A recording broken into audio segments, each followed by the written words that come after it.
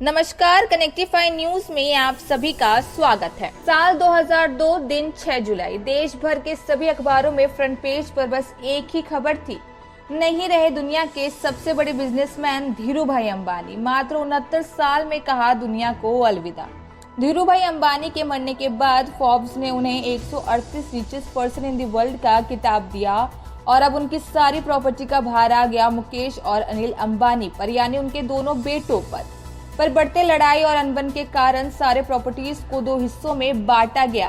फिर मुकेश अंबानी के हाथ Reliance industries limited, Reliance petroleum, Indian petrochemical corporation limited और रिलायंस इंडस्ट्रियल इंफ्रास्ट्रक्चर लिमिटेड जैसी कंपनियां हाथ लगी। और वहीं छोटे भाई यानी अनिल अंबानी के हाथ Reliance communication, Reliance capital, Reliance energy, Reliance natural resources limited and Reliance broadcast जैसी कंपनी हाथ आई। ये बंटवारा होने के बाद सबको यही लग रहा था कि अनिल का सूरज और ऊंचा जाके उगेगा और मुकेश का सूरज बहुत जल्द डूबने वाला है। और अनिल अंबानी ने सच में ऐसा करते भी दिखे। उन्होंने कुछ दिनों में बिजनेस में बड़ी बड़ी कामयाबी भी हासिल की और साल 2008 में अनिल दुनिया के टॉप 6 रिचेस्ट पर्सन बन गए। इतना ही नहीं, अनिल एक यूथ आइकन, पॉलिटिशियन और ऑस्कर विनर भी बन गए। और इन सब के बाद अनिल अंबानी की जिंदगी किसी स्टार लग्जरी से कम नहीं थी। पर हर बॉलीवुड कहानी की तरह इस कहानी में भी अचानक ट्विस्ट आ जाता है और एक ही झटके में top world 6 richest person bank corrupt यानी कंगाल बन जाता है। और इसी के साथ इस मूवी का हीरो बन गया जीरो। और आज अनिल अंबानी की बस एक ही पहचान रह गई है, मुकेश अंबानी का दिवालिया छोटा भाई।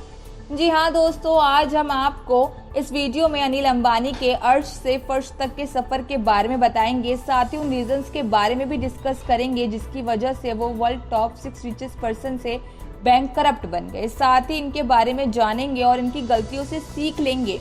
पर वीडियो में आगे बढ़ने से पहले आप हमारे चैनल को सब्सक्राइब कर लीजिए, साथ ही बेल आइकन को प्रेस कर लीजिए जिससे आने वाली हर वीडियो की नोटिफिकेशन सबसे पहले आपको मिल सके। 16 दिसंबर 2019 को अनिल अंबानी ने अपनी मुख्य कंपनी रिलायंस कम्युनिकेशन के डायरेक्टर के पद से इस्तीफा दे दिया था। 2008 में अनिल अंबानी विश्व के 6ठे सबसे अमीर शख्स थे, लेकिन ऐसी नौबत आ गई कि लगातार घाटे की वजह से उन्हें रिलायंस कम्युनिकेशन का ये महत्वपूर्ण पद छोड़ना पड़ा। आपको बता दें, इस बड़ी कंपनी को टेलीकॉम की दुनिया में क्रांति लाने के लिए याद किया जाता है, लेकिन अब सिर्फ इसे याद किया जा सकेगा क्योंकि कंपनी को दिवालिया प्रक्रिया से गुजरना पड़ा। अंबानी और दिवालिया, बहुत सारे प्रश्न तैर जाते हैं मन में। सबसे बड़ा सवाल तो यही कि आखिर जिस सीढ़ी से मुकेश अंबानी सफलता की ओर चढ़े, अनिल अंबानी कैसे नीचे उतरते गए। जब कोई सफलता के शीर्ष पर पहुंचता है तो उसके लिए कहते हैं कि यहाँ आना एक दिन की बात नहीं है। विडंबना ये है कि ये पंक्तियां अनिल अंबानी के लिए बिल्कुल उल्टे तौर पर कही जाती है। दरअसल हुआ भी ऐसा ही है। संपत्ति के बंटवारे के बाद जब दोनों भाइयों को संपत्ति बांटी गई तो दोनों के पास खुली संभावनाएं थी, जबकि कहा गया कि अनिल अंबानी के पास अच्छे और बेहतर मौके हैं। फिर भी बड़े भाई मुकेश के बजाय छोटे अंबानी पिछड़ते चले गए। हालत ये रही कि जहां से चले थे वहां लौट कर भी नहीं पहुंच पाए। धीरूभाई अंबानी का रिलायंस ग्रुप 28,000 करोड़ का था। 2005 में जब इसका बंटवारा हुआ तो मुकेश और अनिल के हिस्से इसका आधा आधा भाग आया। अनिल के हिस्से तब टेलीकॉम सेक्टर आया था। ये सेक्टर मुनाफे कमाने के लिए असीम संभावनाओं के साथ घिरा था। आपको बता दें, इसी के साथ अनिल अंबानी के लिए भी संभावनाएं खुली थी क्योंकि बंटवारे में तय हुआ कि अगले 10 साल तक मुकेश अंबानी टेलीकॉम इंडस्ट्री में दखल नहीं देंगे। एक्सपर्ट्स कहते हैं इस पर अपनी टिप्पणी रखते हुए कि अनिल अंबानी ने तब CDMA तकनीक का चुनाव किया। आपको बता दें, उस समय ये अदूरदर्शी चयन था। रिलायंस इंफोकॉम की शुरुआत 2002 में हुई थी। उनके प्रतिस्पर्धी कंपनियों में थी एयरटेल, हच, जिन्होंने GSM तकनीक को चुना था। ये दौर भारत में 4G की शुरुआती नींव रखने वाला था। CDMA तब 2G 3G नेटवर्क पर ही सपोर्ट करता था। भारी निवेश के बाद भी अनिल इसमें पिछड़ते चले गए। आपको बता दें, अनिल अंबानी ने साल 2005 में एडलप्स और 2008 में डीम वर्कर्स के साथ कारोबार किया। डीम वर्कर्स के साथ उनका कारोबार 1.2 अरब डॉलर का था। फिर उन्होंने इंफ्रास्ट्रक्चर के बिजनेस में भी हाथ डाल दिया और 2014 में आते आते उनकी पावर इंफ्रास्ट्रक्चर कंपनी बड़े कर्ज में डूब गई। यहीं से शुरू हुआ कर्ज चुकाने के लिए कंपनी को बेचने का दौर, लेकिन कई कंपनियां घाटे में होने और बिजनेस कुछ खास ना हो पाने के कारण कंपनियों को बेचना भी काम नहीं आया। एक साथ कई जगह हाथ आजमाना नुकसान दे गया। आपको बता दें, ऑरकॉम ने एरिक्सन से 2013 में एक समझौता किया था।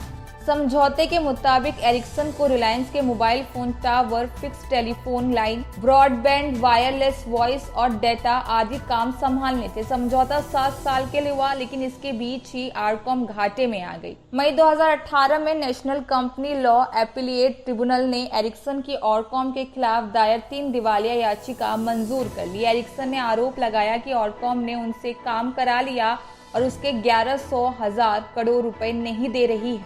अनिल अंबानी की मुश्किलें 2014 में बढ़ने लगी और एक रिपोर्ट के मुताबिक सितंबर 2018 में ग्रुप पर कुल 1.72 लाख करोड़ रुपए का कर्ज था। दोनों भाइयों में बंटवारे के बाद अनिल अंबानी के अधीन आने वाली रिलायंस ग्रुप कंपनीज का मार्केट कैप मार्च 2008 में 2,46,354 करोड़ था। आपको बता दें, अनिल अंबानी ने 2014 से ही वित्तीय संकट में घिरे थे। उन्हें उभरने का कोई रास्ता नहीं दिख रहा था। इसी के साथ 2016 में उस शर्त को 10 साल पूरे हो गए जिसके तहत मुकेश अंबानी अब तक टेलीकॉम सेक्टर से बाहर थे। मुकेश अंबानी पूरे दमखम के साथ इस सेक्टर में आए और साथ में जियो की आंधी ले आए। एयरटेल, वोडाफोन जैसी बड़ी टेलीकॉम कंपनियां तो एकाएक घाटे में जाने लगी। अनिल अंबानी के बिजनेस के लिए भी ये बड़ा झटका था। बीते कुछ सालों में अनिल अंबानी को big cinema, Reliance, big broadcasting और बिग मैजिक जैसी कंपनियों को बेचना पड़ा था। आपको बता दें, साल 2018 में जब एरिक्सन कोर्ट पहुंची थी तो इस पर ऑरकॉम ने भी एरिक्सन के खिलाफ national company law appellate tribunal में अपील की। ऑरकॉम ने दिवालिया प्रक्रिया का विरोध किया, कहा कि उसकी रिलायंस जियो और ब्रूफील्ड के साथ एसेट्स बेचने की बात चल रही है, वह पैसा चुका देगी। इस पर दोनों कंपनियों के बीच सेटलमेंट हो गया। ऑरकॉम ने एरिक्सन को 550 करोड़ रुपए देने का वादा किया, लेकिन ये रकम अनिल अंबानी 30 सितंबर 2018 तक नहीं चुका सके थे। इस पर एरिक्सन सुप्रीम कोर्ट पहुंच गई। हालांकि तब तो मुकेश अंबानी ने बड़ा भाई बनकर कर्ज अदा किया और अनिल को बचा लिया था। आपको बता दें, तमाम विवादों के बाद मुकेश अंबानी के खिलाफ मानहानि जैसे मुकदमे करने के बावजूद अनिल अंबानी को आखिरी सहारा मिला तो फिर से बड़े भाई के कंधे पर ही। अनिल अंबानी की कंपनी रिलायंस कम्युनिकेशन के दिवाला प्रक्रिया को SBI बोर्ड ने मंजूरी दे दी है। इस तरह एक बार फिर उन्हें भाई का साथ मिला। बड़े भाई मुकेश अंबानी की कंपनी रिलायंस जियो ऑरकॉम के टावर और फाइबर बिजनेस को खरीदेगी। इसके बदले कंपनी 4,700 करोड़ रुपए देने को तैयार है। आपको बता दें, ऑरकॉम पर 42,000 करोड़ रुपए का भारी कर्ज है। तो दोस्तों, यही कुछ गलतियां हैं अनिल अंबानी की जिंदगी की, जिन्होंने उन्हें वर्ल्ड टॉप 6 रिचेस्ट पर्सन से कंगाल बना दिया। जबकि दोनों भाई की करियर सेम प्रॉपर्टी और पैसों से शुरू हुई थी, तब भी एक कहाँ है और एक कहाँ। दोनों में जमीन आसमान का फर्क है। ऐसा कहा जाता है जुनून तो दोनों में ही था, पर शायद अनिल अपने बड़े भाई मुकेश की तरह दूर का नहीं सोच पाए और अपनी एनर्जी क्विक प्रॉफिट्स, एडवेंचर और लोग क्या सोचेंगे में वेस्ट कर दिया। तो दोस्तों, आपने अनिल अंबानी की गलतियों से क्या सीखा, हमें कमेंट सेक्शन में जरूर बताइएगा। साथ ही वीडियो को लाइक, शेयर और कमेंट जरूर कीजिएगा। शुक्रिया।